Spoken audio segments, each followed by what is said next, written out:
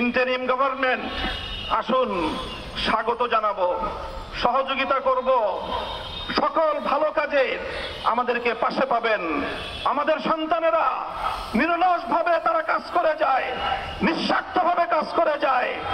গণমাধ্যম তাদেরকে প্রচার খুব একটা করতে চায় না, অ্যালার্জি আছে, এই সকল অ্যালার্জিগুলোর উপশম করেন।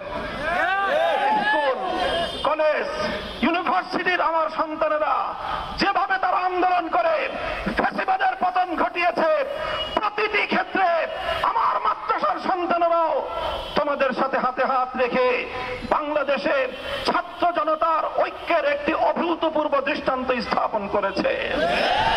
রাজপথে আন্দোলনরত আমার সন্তানেরা যখন সংগ্রাম করেছে, সংগ্রামের সময় বুকের রক্ত দিয়েছে, নামাজের সময় হয়ে গেলে আল্লাহু আকবার, আশহাদু আন্না মুহাম্মাদুর রাসূলুল্লাহ আযান দিয়ে রাজপথে জামাতের সাথে নামাজ আদায় করে স্পষ্ট বার্তা তারা দিয়ে দিয়েছে, বাংলাদেশে নাস্তিকবাদের কোনো ঠাঁই হবে না, হতে পারে না।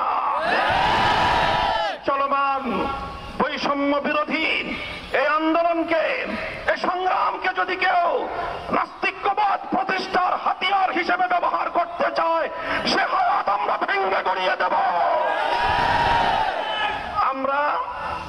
আমরা সবসময় শান্তিপ্রিয়, কিন্তু আমাদের ধর্মের ব্যাপারে, আল্লাহ পয়গম্বরের ইজ্জতের ব্যাপারে, আল্লাহর কোরআনের সম্মানের ব্যাপারে, ইসলাম ধর্মের গৌরব মর্যাদা রক্ষার ব্যাপারে আমরা আপোষহীন।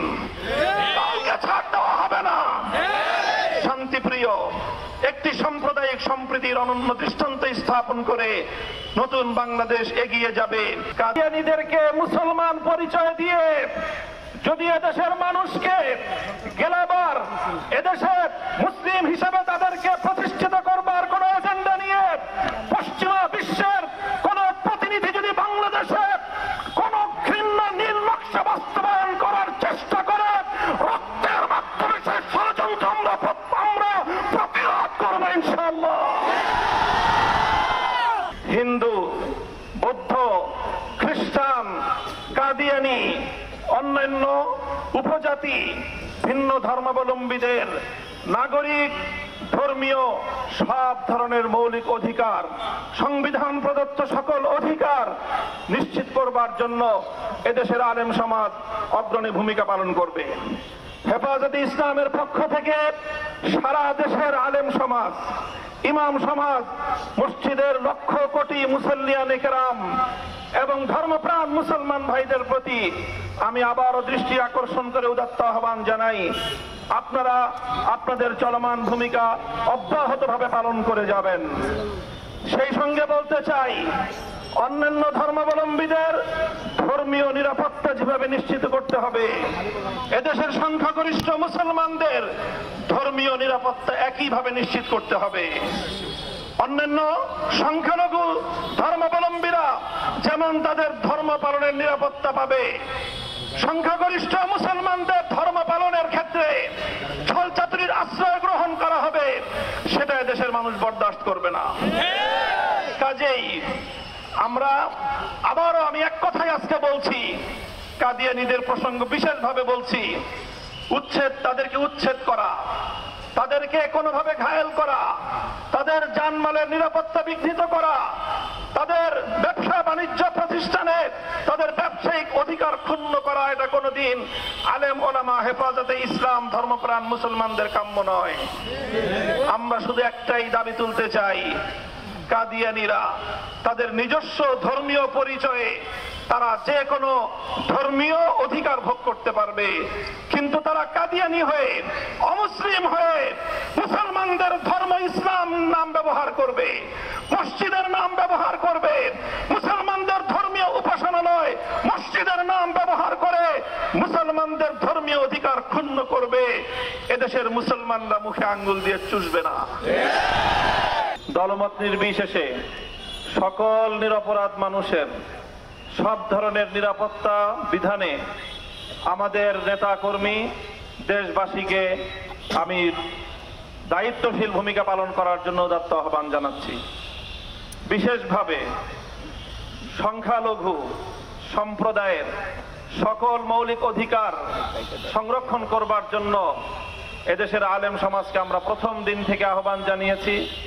হেফাজতে ইসলামের নেতাকর্মীদেরকে তাদের পাশে দাঁড়াবার জন্য উদাত্ত আহ্বান জানিয়েছি। দেশবাসীকে আমরা ডাক দিয়েছি। আমাদের ডাকে এদেশের মানুষ অভূতপূর্ব সাড়া দিয়েছে। বিশ্ব গণমাধ্যমে বাংলাদেশের আলেম সমাজ, ইসলাম প্রিয় জনতার সাম্প্রদায়িক সম্প্রীতি প্রতিষ্ঠার ক্ষেত্রে বর্তমান সময়ের ভূমিকা সারা পৃথিবী জুড়ে বিশ্ব মিডিয়ায় প্রশংসিত হয়েছে। দুষ্কৃতিকারীরা যারা আমাদের তরুণ ছেলেদের বুকে গুলি চালিয়ে তাদেরকে হত্যা করেছে, তাদের সঠিক বিচার যেন আমরা পাই। আমরা জাতি ধর্ম নির্বিশেষে একটি সাম্প্রদায়িক সম্প্রীতির দেশ বাংলাদেশ। এদেশে কোনো ধর্মাবলম্বী অন্য ধর্মাবলম্বীদের উপর কোনো ধরনের অযাচিত আক্রমণ করবে না, হামলা করবে না। কাজে এই অরাজকতার সুযোগ নিয়ে বা এই বিশৃঙ্খলার এবং এই বর্তমান রাজনৈতিক পট পরিবর্তনের সুযোগ নিয়ে কেউ যেন সেই ধরনের কোনো পদক্ষেপ গ্রহণ করতে না পারে, সেজন্য আমরা বিশেষভাবে সকল দেশবাসীকে আহ্বান জানাচ্ছি। বিশেষ করে রাজনৈতিক নেতৃবৃন্দ যারা রয়েছেন, আমাদের ইমাম সাহেবান যারা রয়েছেন, আলেম ওলামা যারা রয়েছেন, তাদের ক্ষেত্রে একটি অগ্রণী ভূমিকা পালন করতে হবে। সেই জন্য আমরা দেশবাসীর প্রতি, আলেম সমাজের প্রতি বিশেষভাবে আহ্বান জানাবো যে সংখ্যালঘু এবং বিশেষ করে আইন শৃঙ্খলা রক্ষাকারী বাহিনী, পুলিশ সহ অন্যান্যদের এবং রাষ্ট্রীয় সকল স্থাপনাগুলো যেন নিরাপদ থাকে, সেজন্য আপনারা পদক্ষেপ গ্রহণ করবেন। আর শুরুতেই আমাদের প্রধানমন্ত্রী তিনি পদত্যাগ করেছেন, সেই পদত্যাগপত্র মাননীয় মহামান্য রাষ্ট্রপতি গ্রহণ করেছেন বলে আমাদেরকে তিনি জানিয়েছেন এবং আশ্বস্ত করেছেন। এবং এই মুহূর্তে মহামান্য রাষ্ট্রপতির নেতৃত্বে বাংলাদেশ পরিচালিত হচ্ছে। পরবর্তী পদক্ষেপ ইনশাল্লাহ তাড়াতাড়ি গ্রহণ করুন তারা। দুষ্কৃতিকারীরা যারা আমাদের তরুণ ছেলেদের বুকে গুলি চালিয়ে তাদেরকে হত্যা করেছে, তাদের সঠিক বিচার যেন আমরা পাই। মহামান্য রাষ্ট্রপতির পক্ষ থেকে আশ্বস্ত করা হয়েছে যে ইনশাআল্লাহ সঠিক বিচার অনুষ্ঠিত হবে। তো আমরা এখানেও আশ্বস্ত।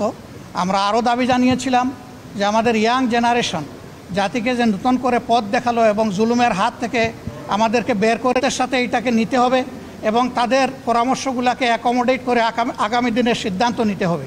ইন্টারিম গভর্নমেন্ট যেটা হবে সেই ক্ষেত্রে তারা কি ভাবনা করছে তাদের কথাগুলো বিবেচনায় নিয়ে এবং অন্যান্য স্টেক হোল্ডারদের কথা বিবেচনায় নিয়ে এই ব্যাপারে আগাতে হবে। আমরা আশা করি জাতি ইনশাআল্লাহ আগামীতে আশাব্যঞ্জক কিছু পাবে এবং অতীতের বঞ্চনা এবং জুলুমের অবসান হবে ইনশাআল্লাহ।